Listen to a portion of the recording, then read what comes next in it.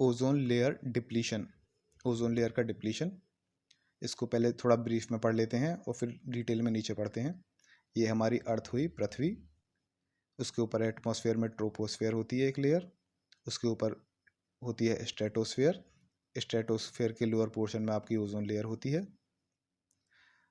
अर्थ पे से जो भी CFCs वगैरह, HCFC, ओजोन डिप्लीटिंग सब्सटेंसेस होते हैं, वो जब एमिट होते हैं ऊपर जाके पहुंचते हैं स्ट्रेटोस्फेयर वगैरह में, वहाँ पे जाके क्लोरीन ब्रोमीन छोड़ते हैं जो कि ओजोन लेयर को डिप्लीट करती है। तो ये CFCs वगैरह ऊपर पहुँचे, वहाँ पर इन्होंने क्लोरीन ब्रोमीन रिलीज़ करे और फिर वो क्लोरीन ब्रोमीन ओजोन लेयर को ख़त्म कर देती है। ठीक है, जब ये यहाँ से डिप्लीट हो जाती है, लेयर थिन हो जाती है, तो सन की रेडिएशन में, सन की रेज में जो अल्ट्रावायलेट का पोर्शन होता है, उसमें मान लो सबसे खतरनाक ये UVB होती हैं, अल्ट्रावायलेट भी, ये इस ओजोन होल जो है, ओजोन लेयर जहाँ डिप्लीट हो चुकी है वहाँ से अर्थ के एटमॉस्फेयर में एंटर कर जाती है, और यह अर्थ पर रहने वाले जीव जंतुओं के लिए हार्मफुल है, लिविंग क्रीचर्स के लिए हार्मफुल है। ये थोड़ा ब्रीफ में हो गया, अब डिटेल में नीचे बढ़ते हैं। ओजोन लेयर ज़्यादातर पाई जाती है अर्थ के स्ट्रेटोस्फेयर में, मेनली अर्थ के लोअर स्ट्रेटोस्फेयर के लोअर पोर्शन में, जो कि अर्थ की सरफेस से 15 से 35 किलोमीटर ऊपर है। इसका कंपोजिशन, ओजोन का मॉलिक्यूल में 3 ऑक्सीजन के एटम्स होते हैं। ओजोन जो है कॉन्स्टेंटली फॉर्म होती रहती है और डिस्ट्रॉय होती रहती है। कैरेक्टरिस्टिक, इसकी कैरेक्टरिस्टिक ये है कि जैसे अर्थ हुई, उसके ऊपर ये ओजोन हुई, ये सन हुई, ये सन के आने वाली रेडिएशन के कुछ पोर्शन को एब्जॉर्ब कर लेती है, जैसे कि UVB वगैरह जो हैं, अल्ट्रावायलेट भी इनको एब्जॉर्ब कर लेती है, जिससे कि पृथ्वी पे ना पहुंच पाएँ और पृथ्वी पर रहने वाले जीव जंतुओं को हार्म ना पहुंचाएं। UVB is link to many harmful effects, इसके बहुत सारे हार्मफुल इफेक्ट्स हो सकते हैं। डिप्लीशन, ओजोन लेयर का डिप्लीशन कैसे होता है, इसको थोड़ा डिटेल में पढ़ते हैं। जैसे अर्थ है, यहाँ पर रेफ्रिजरेटर वगैरह हैं, AC वगैरह हैं, इनसे CFC SCFC वगैरह रिलीज़ हो रही हैं, ये धीरे धीरे धीरे धीरे ऊपर पहुँचती हैं स्ट्रेटोस्फेयर पे। स्ट्रेटोस्फेयर में ही आपकी ओजोन होती है। जब यहाँ पे पहुँचते हैं तो यहाँ पे क्या कहते हैं, ऊपर से अल्ट्रावायलेट रेज भी आ रही होती हैं। तो अल्ट्रावायलेट रेज जब इन CFC वगैरह से के साथ मिलती हैं, तो CFC वगैरह जो हैं ब्रोमीन और क्लोरीन रिलीज़ करती हैं, ब्रोमीन और क्लोरीन, ठीक है, इनको रिलीज़ करती हैं। और ये ब्रोमीन और क्लोरीन ओजोन के साथ जब रिएक्ट करती हैं तो इसको डिप्लीट कर देती हैं, इसको तोड़ देती हैं ओजोन के मॉलिक्यूल को, ठीक है। Some compounds called ozone depleting substances reach stratosphere. Examples of ozone depleting substances are CFCs, chlorofluorocarbons, HCFCs, hydrochlorofluorocarbons, halogens. They are used in refrigeration, air conditioning, foaming.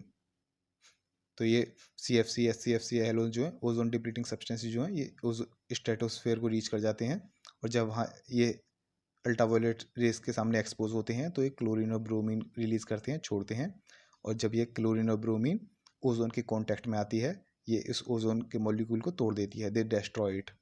1 chlorine atom can destroy over 1 lakh ozone molecules. Chlorine का एक atom ozone के 1,00,000 100,000 ozone molecules को destroy कर सकता है। Ozone will be destroyed more quickly than it is natural form.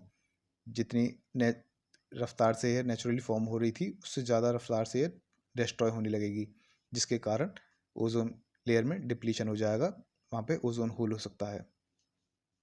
जब ozone hole हो जाएगा या फिर ओजोन लेयर डिप्लीट हो जाएगी किसी जगह से, तो अल्ट्रावायलेट बी वगैरह जो हैं, हार्मफुल रेज जो हैं, वो अर्थ को रीच करने लगेंगी, वहाँ पे ह्यूमंस, प्लांट्स वगैरह इकोसिस्टम को नुकसान पहुँचाने लगेंगी।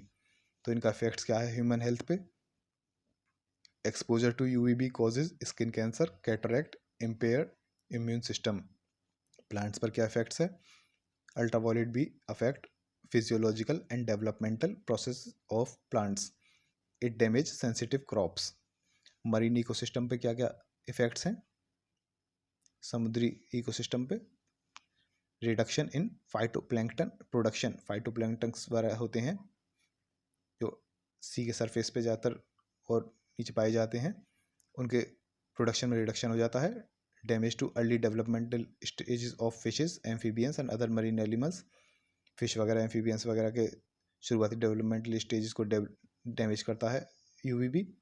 Decrease reproductive capacity and reduction in population, उनकी रिप्रोडक्टिव कैपेसिटी, प्रजनन क्षमता को भी कम कर देता है यूवीबी, और उनकी पॉपुलेशन को भी कम कर देता है, उनकी पॉपुलेशन भी कम हो जाएगी। इसका इफेक्ट बायो जियोकेमिकल साइकिल्स पे ही पड़ता है। यह अफेक्ट करती है टेरेस्ट्रियल और एक्वेटिक बायोजियोकेमिकल साइकिल्स को, thus altering both source and sinks of greenhouse and chemically important gases, increase और decrease their concentrations। जैसे मान लो कार्बन डाइऑक्साइड बन रही है किसी सोर्सेज से, अलग अलग ह्यूमन वगैरह सांस में छोड़ रहे हैं, और भी कई प्रोसेस, इंडस्ट्रियल प्रोसेस बन भी रही है, दूसरी तरफ ये एब्जॉर्ब भी हो रही है। बनी फाइटोप्लांटन्स हुए, ट्रीज वगैरह, वही एब्जॉर्ब भी कर रहे हैं, तो एक साइकिल से चल रही है इनके एब्जॉर्बेशन की और रिलीज की। ठीक है, तो ये इसको भी अफेक्ट करती है इस पूरी साइकिल को। अफेक्ट ऑन मटेरियल्स, वस्तुओं पे क्या इसका प्रभाव पड़ता है यूवीबी का। सिंथेटिक पॉलीमर्स या फिर नेचुरली ऑकरिंग बायोपॉलीमर्स वगैरह जो होते हैं, सम अदर मटेरियल्स, ये एडवर्सली इफेक्ट होते हैं। यूवीबी एक्सेलरेट देयर ब्रेकडाउन, ये पॉलीमर्स वगैरह जो हैं यूवीबी के जो कॉन्टैक्ट में आते हैं जल्दी ब्रेक डाउन हो जाते हैं, वे वस्तुएं जल्दी खराब होने लगेंगी। तो ये सारे इफेक्ट थे।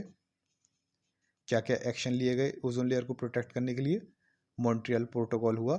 मॉन्ट्रियल प्रोटोकॉल में ये डिसीजन लिया गया कि ओजोन डिप्लीटिंग सब्सटेंस जो हैं, जैसे आपके CFC SCFC वगैरह, ये रेफ्रिजरेटर वगैरह में यूज़ नहीं करनी चाहिए और एयर कंडीशन में यूज़ नहीं होंगे, तो इनका प्रोडक्शन में कट डाउन किया जाए, इनके कंजप्शन में कट डाउन किया जाए, जिससे कि आपकी ओजोन लेयर की डिप्लीशन कम हो सके।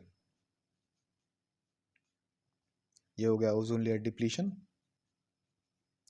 नेक्स्ट पढ़ेंगे हम ग्रीन हाउस इफेक्ट अगली वीडियो में। रिवीजन के लिए PDF चाहिए तो डिस्क्रिप्शन बॉक्स या फिर कमेंट बॉक्स में लिंक मिल जाएगा, इंटरेस्टेड हो आप वहाँ से ले सकते हैं।